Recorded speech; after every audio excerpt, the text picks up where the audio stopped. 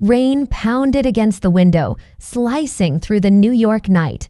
I froze in the dark hallway. The hot tea in my hand suddenly felt impossibly heavy. In the living room, my husband, Liam, was on the phone. His voice was low, steady, but every word hit me like a hammer.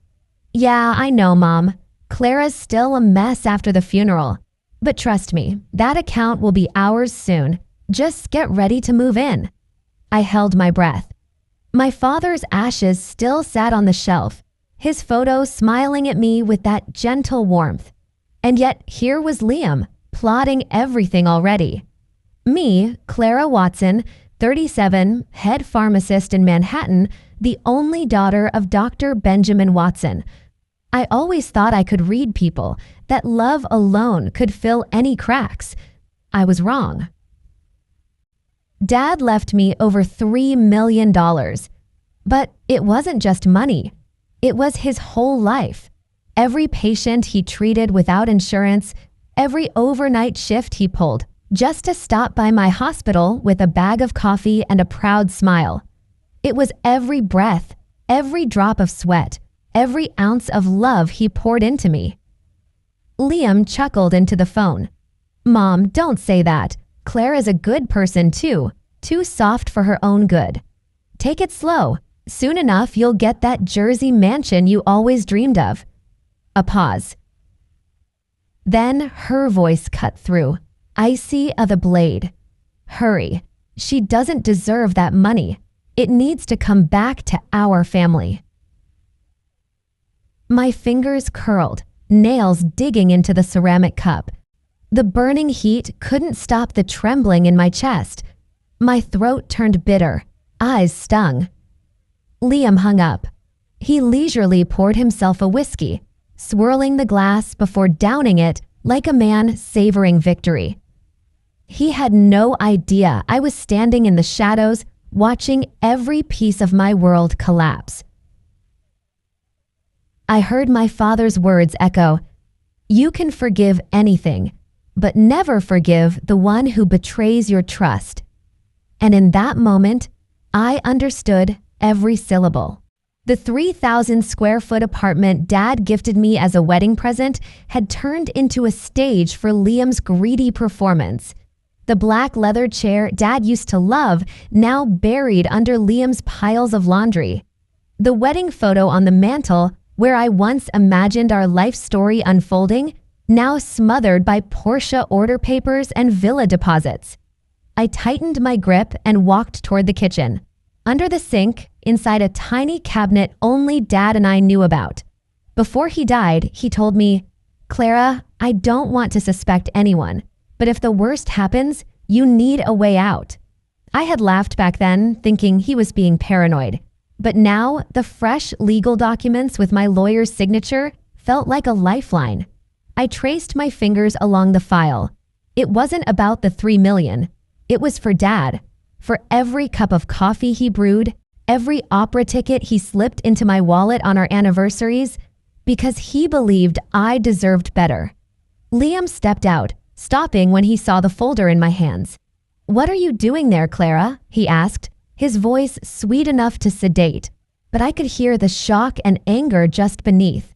I lifted my head, locking eyes with him for the first time without flinching. My gaze was as cold as the rain outside. "Just checking some papers," I said, my voice eerily calm. Liam narrowed his eyes, moving closer, but I snapped the file shut, gripping it like it was my own heartbeat. In my head, questions ricocheted. What would his mother do without the money? Would Liam beg or threaten me? Would I have to trade my dignity for peace? I didn't have the answers. All I had was my heartbeat, pounding like a war drum. I stepped past him, brushing his shoulder lightly.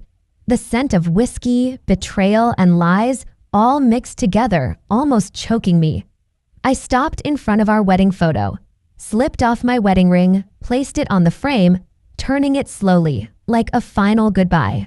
No more reasons to stay. No more mercy left to give. One step, then another. I didn't look back. Behind me, Liam's voice rose in a panicked shout. but now it was just background noise. Outside, New York kept on raining. But for me, tonight had already started to burn. I gently closed my bedroom door and leaned back against the wall, my heart still pounding like a war drum. Outside, rain slammed against the windows, merging with the shrill, impatient wails of New York traffic. Tonight, this city felt both painfully familiar and impossibly foreign.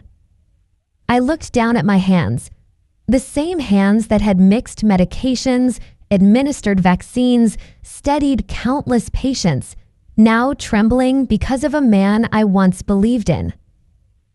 10 years ago, I met Liam at a charity gala for cancer patients. He wore a gray suit, his golden hair slicked back, a glass of red wine in hand, flashing that smile at everyone around him. I was 27 back then, just a young pharmacist, new to Manhattan, still foolish enough to think love could heal every wound. Liam walked up, offering his glass, and whispered, "What are you drinking, lost girl in the crowd?" I laughed, flustered but charmed. He was so smooth, so perfect, that I believed I was the only one he truly saw.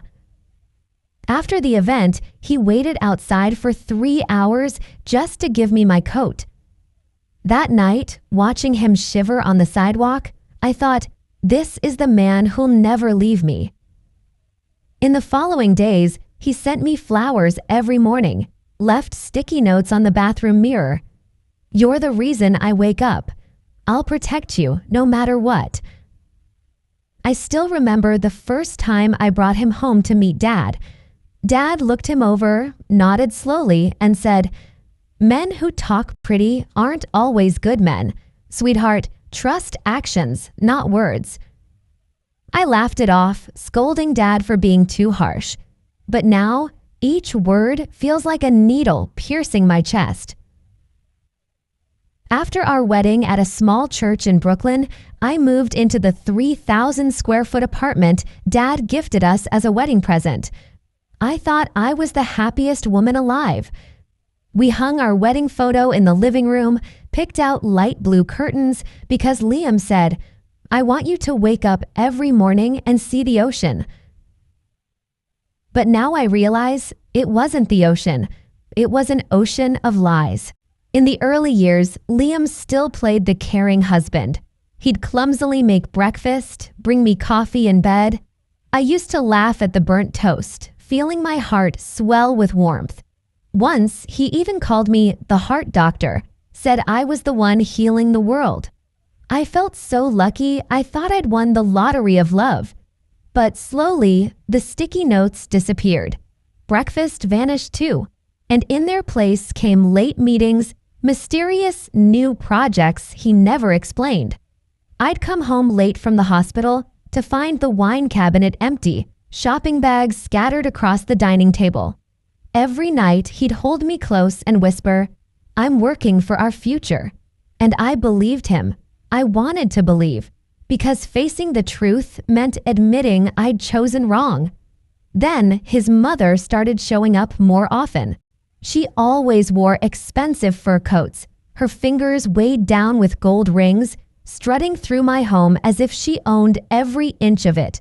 She'd sneer at our wedding photo and scoff, "My son deserves a wife who understands finances, who can actually help him grow." On some nights, she'd tell me, "You should focus on helping Liam's career instead of fussing over patients and hospitals.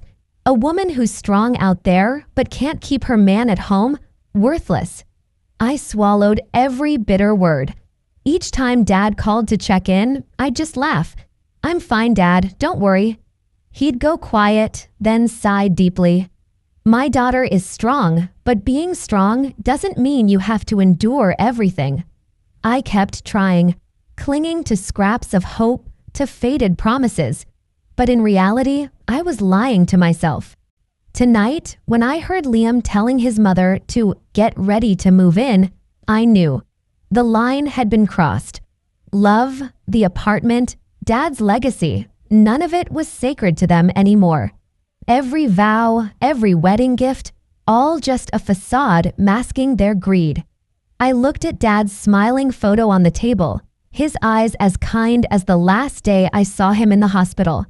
That day, he squeezed my hand and whispered, "Clara, if you ever feel trapped, remember, you don't owe anyone a lifetime of unhappiness." Now, those words were the only light guiding me through this rain-soaked New York night. I wondered, what would tomorrow look like? Am I strong enough to fight them both? What would I lose? What could I still keep? There were no answers, only the rain outside and the war drum of my heartbeat inside my chest. I closed my eyes, breathed in deep. A small spark began to flicker inside me, a spark rising from the ashes of every broken dream. I opened my eyes, staring up at the cold, sterile white ceiling. From that moment on, there was no turning back. Liam's mother arrived even sooner than I'd expected. She strutted into the apartment like a queen, dragging a sparkling Louis Vuitton suitcase behind her, an obnoxiously bright orange Hermes bag swinging from her arm. She glanced at my father's photo and scoffed. "My son told me everything. This place is way too big. You should give up the master bedroom so I can rest comfortably," she snapped, her voice shrill and dripping with disdain. I stood frozen, fists clenched so tightly my nails cut into my palms. Liam hovered behind her, pretending to rub my shoulder. "Clara, you understand, right? Mom's older now. She needs her own space." I looked into those pale blue eyes that once promised to protect me forever. Now they were hollow, shameless, dead. His mother pranced around the living room, rummaging through bookshelves, picking up photos, sneering at my Gucci wallet before giving me a mocking smirk. She stopped at Dad's memorial photo, her lip curling. "Rich, huh? But too bad. You don't know how to hold on to money." I wanted to lunge at her, to snatch it back, but my feet wouldn't move. Dad's voice rang in my mind again. "Let them show their true colors first, my girl, before you strike." Liam stood next to her, tapping away on his phone, whispering eagerly, "Let's pre-order the Porsche now, Mom. Clara still has plenty left." My chest constricted. I thought of my first night shift when I saved a heart attack patient, of the day Dad brought me a homemade apple pie just so I'd have a bite between rounds. I looked at these two strangers standing before me, my husband on paper, my mother-in-law in title only, and felt an icy alienation run through my bones.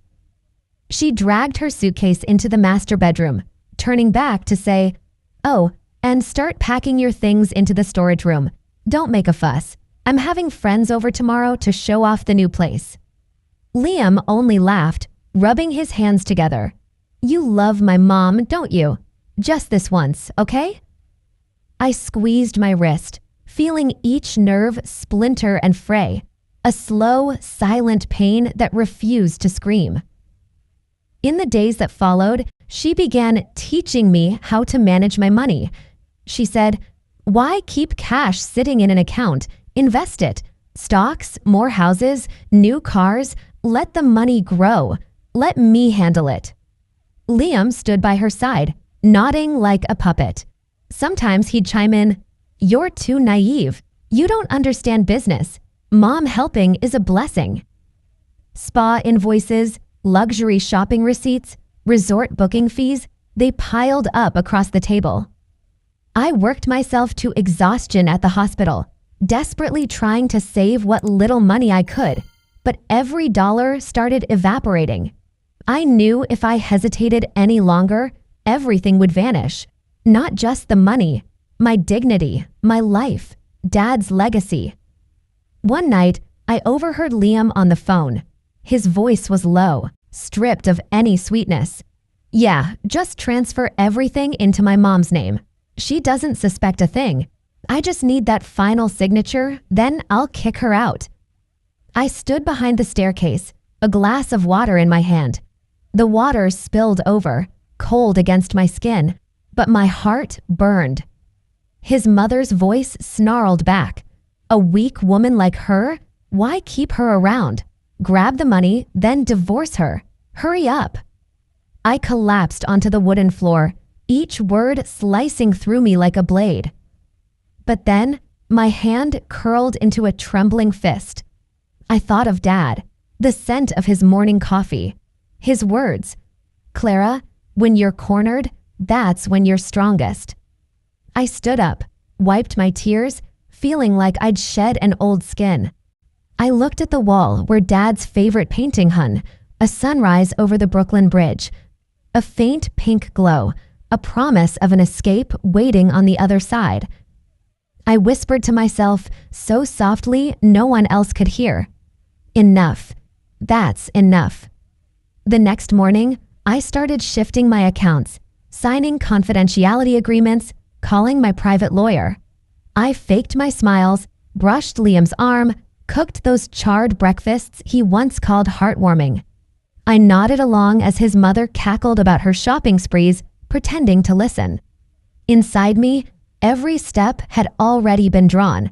An escape plan, a rebirth. But inside my head, questions howled. Am I too late? Am I fast enough to protect my dignity?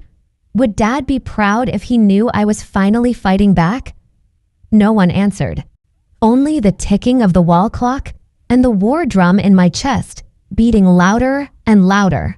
The harsh white light flooded the kitchen, reflecting off the cold marble countertop. I sat there, arms crossed, eyes locked on every line of the divorce papers, the asset transfer forms, the deed to the apartment, everything my lawyer had meticulously prepared. I reviewed each period, each comma, no loopholes. That morning, Liam was still passed out on the sofa. Empty whiskey bottles littered the floor around him, the sharp stench of alcohol blending with the heavy stench of his defeat.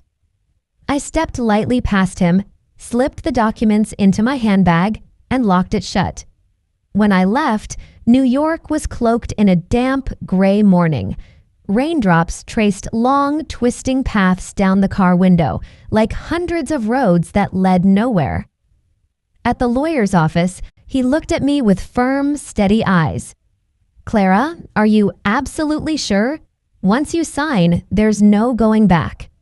I offered a small smile, my voice low. "There's nothing left to lose.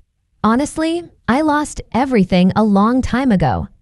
He nodded and handed me a gleaming silver fountain pen. I signed. Each stroke felt like severing an invisible chain that had bound me for the past 8 years. Stepping outside, I tilted my face toward the gray sky. A chill crept into my collar, making me shiver, but it also jolted me awake like nothing else ever had. When I returned home, my face was blank. Liam sat in the kitchen, a cup of cold coffee in front of him, bank papers scattered. He looked up, eyes bloodshot. "Where were you all morning? I called. You didn't pick up." I smiled faintly, pulled out a chair, and sat across from him. I set the folder on the table, sliding it over to him. "Here, take a look." Liam flipped through, his hands trembling violently. His face drained of all color when he reached the section on separate assets. He stammered, "What does this mean? Why would you transfer everything? Why didn't you talk to me first?" I propped my chin on my hand, studying him like a bad play. "You don't need to worry anymore. From now on, neither I nor my money will be part of your future with your mother." The master bedroom door swung open. His mother appeared, clutching a serum bottle, her hair still twisted up in curlers. She shrieked, "What is this? Are you kidding me? Where's the money? I told you to listen, to sign the additional papers." I stood up, locking eyes with her. "Ma'am, there's no room for you in this apartment anymore. And as for him, there's no room in my life either." She lunged at me, screaming, clawing for the documents. Liam stood frozen, mouth agape, too stunned to intervene. I stepped back, took a deep breath, watching them flail in their shared desperation. I opened my purse, pulled out the wedding ring I had taken off the night before. I placed it gently on the table, gave it one slow spin, and left it there. This, you can have it back. I don't need a filthy keepsake. His mother collapsed, her trembling hands clutching the papers. Liam reached out, his voice hoarse and broken. "Clara, please don't leave me. I promise I'll change." I shook my head slowly, my eyes colder than the rain beating on the windows. Too late. I let you and your mother put on your little show for far too long. I turned away, walking toward the door. My hand paused on the handle for just a second. I didn't look back. Not an ounce of pity left. A question flickered in my mind. Would I regret this? I closed my eyes, inhaled deeply, then pushed open the door. The rain lashed against my face, salty as the tears I had held back all these years. But this time, I didn't cry. I stepped out, leaving behind that cavernous apartment, now nothing more than an empty shell. Leaving behind those parasites who clung to my father's legacy like leeches. I exhaled, feeling my lungs truly fill for the first time in years. And I whispered to myself, "Dad, I did it." I walked briskly down the rain-soaked sidewalk.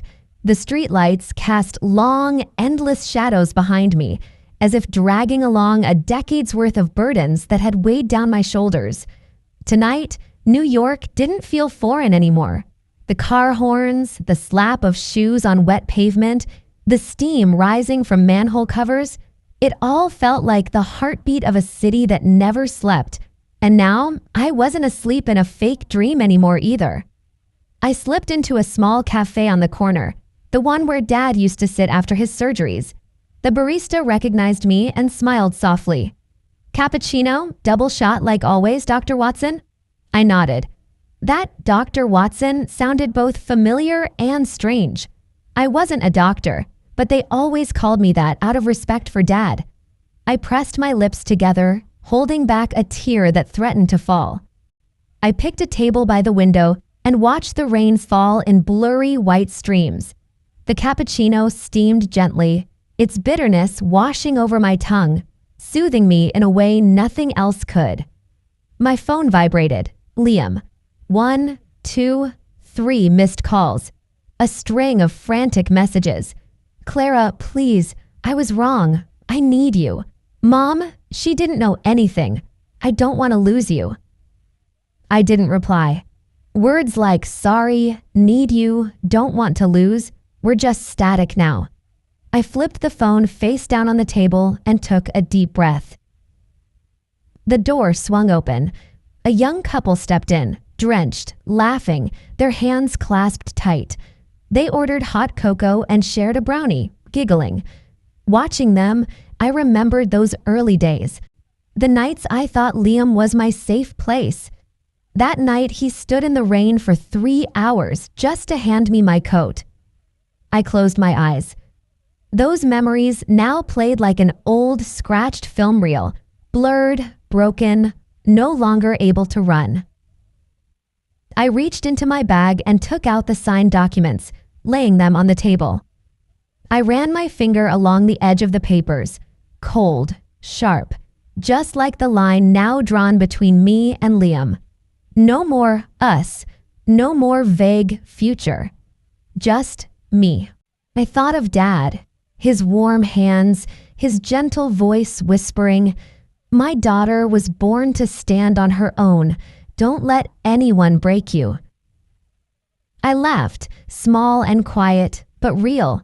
Maybe for the first time in years, I laughed not to hide, but because I meant it. The phone vibrated again. I turned it off. Each press of a button felt like slicing through the final thread tying me to that past. I took my last sip of coffee and stood up. Outside, the rain still fell, but it no longer felt like a storm inside my head. I pulled my coat tighter and stepped into the street. Cold raindrops stung my cheeks, but I didn't shiver. Each step felt like crushing shards of my past beneath my feet, hearing them crack and scatter, finally weightless. I stopped by a real estate office and signed the order to sell the apartment. A portion of the money would go to a charity for cancer patients, something Dad had always dreamed of. The rest I used to move into a smaller apartment in Brooklyn near the park where he loved to walk. That evening, I stood on the balcony of my new place. Below, kids kicked a soccer ball across the park, their laughter ringing like a summer melody. I whispered to myself, "This is peace. Not a big house, not luxury cars, not fake parties." I closed my eyes, inhaled the damp earth, felt the breeze slip through my hair. A strange, unfamiliar feeling filled my chest. Freedom. No more fear, no more asking, "Am I strong enough?" No more shadows lurking behind me. I thought of Liam and his mother. Maybe they were tearing through papers, screaming, blaming each other. Maybe he'd try to ruin everything to salvage his pride. But now, none of that mattered to me anymore. I just smiled. A smile for myself and for Dad. The gray sky started to bleed gold, like paint spreading across an old canvas. A new day was coming, and this time I was ready to meet it. If someone out there is drowning in the wreckage of broken trust, I hope they find this story. Because sometimes losing everything is the only way to finally find yourself.